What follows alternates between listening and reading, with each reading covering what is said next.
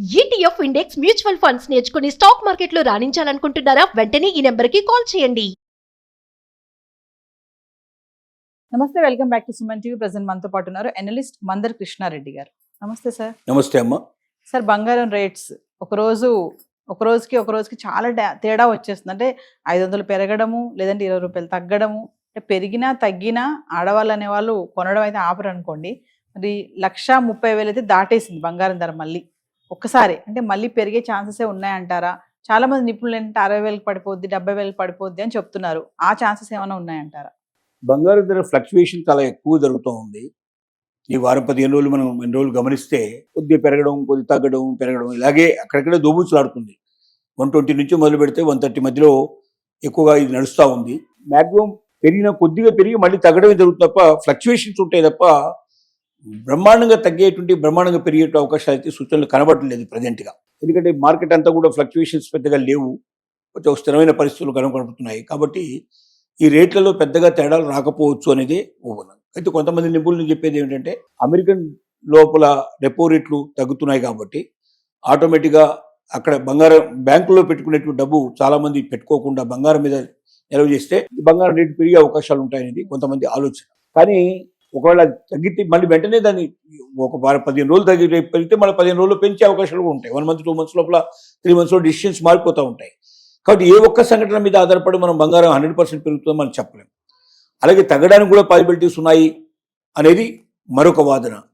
ఈ 2 వాదనల మీద నడుస్తున్నాయి. కాబట్టి ఇప్పుడు ప్రజెంట్గా ఎవరైనా గోల్డ్ కొనదలుచుకుంటే మాత్రం కొంతకాలం వెయిట్ చేయడమే చాలా మంచిది. ఎందుకంటే ఒక 15 రోజులు, నెల రోజుల పాటు స్థిరంగా పెరుగుకుంటూ పోయినప్పుడు పెరుగుతుందనే సూచన ప్రకారంగా ఆలోచించుకోవాలి. లేదా ఒక నెల రోజులు తగ్గుతుంది అనుకున్నప్పుడు తగ్గుతున్నట్టుగా ఆలోచించుకోవాలి. అంతేగాని 1 రోజు, 2 రోజులు, 4 రోజులు తేడాన్ని బట్టి మనం డెసిషన్కి రావడం చాలా కష్టం. కానీ దీంతో పాటు వెండి కూడా మనకు విపరీతంగా పెరుగుతుందని చూస్తున్నాం.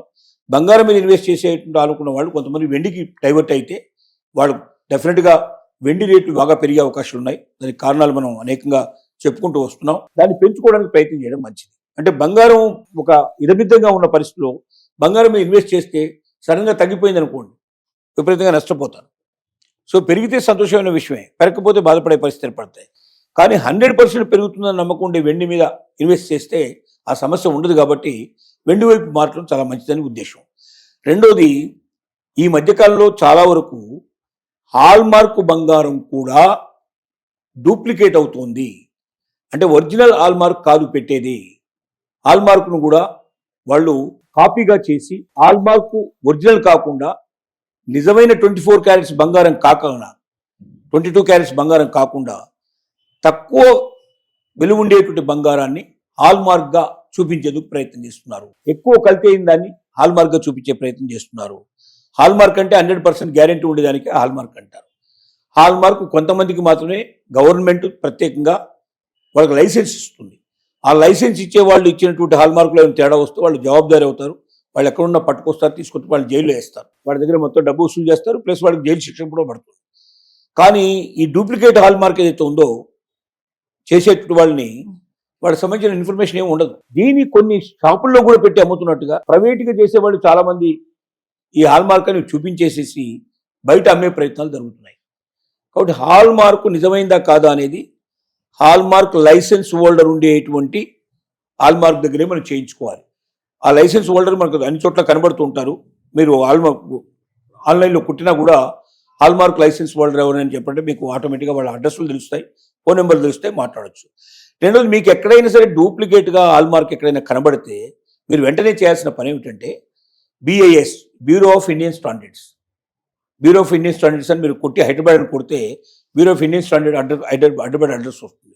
లేదా ఏ ప్రాంతం కావాలంటే ఆ ప్రాంతం BIS అని మీరు కొట్టేసి బ్యూరో ఆఫ్ ఇండియన్ స్టాండర్డ్స్ అని కొట్టేసి మీరు లోకల్ అడ్రస్ అని కొట్టేస్తే లోకల్ అడ్రస్ వస్తుంది, లోకల్ ఫోన్ నెంబర్ వస్తుంది. వాళ్ళకు మీరు ఇన్ఫర్మేషన్ ఇచ్చారంటే వెంటనే వాళ్ళు వచ్చి వాళ్ళని పట్టుకుంటారు. తర్వాత మీకు సంబంధించినటువంటి మీ కేసు కూడా మీకు వాళ్ళ మీద పెట్టేసి మీ బంగారానికి తగినటువంటి బంగారాన్ని వాళ్ళ దగ్గర నుంచి మీకు ఇప్పిస్తారు.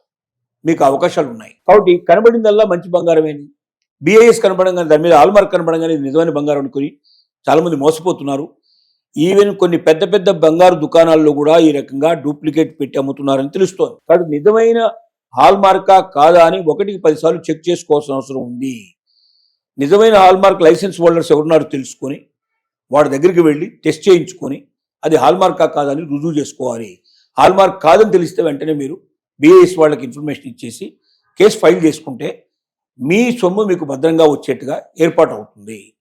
అలాగే ఇతరులు కూడా ఈ ప్రాబ్లంలో పడకుండా కాపాడడానికి మీకు అవకాశం ఏర్పడుతుంది. అలాంటి డూప్లికేట్ చేసే వాళ్ళందరినీ పట్టించాల్సిన అవసరం ఉంది. అలాంటి బంగారు షాపులు మూసేయించాల్సిన అవసరం ఉంది. దీనికి మహిళలే చాలా ఎక్కువగా పూనుకోవాలి. ఎందుకంటే నష్టపోయేది మహిళలు ఎక్కువ కాబట్టి ప్రతి మహిళ మేల్కొనాలి. ప్రతి మహిళ ఒక పోలీస్ ఆఫీసర్గా మారాలి, ఇన్వెస్టిగేటివ్ ఆఫీసర్గా మారాలి.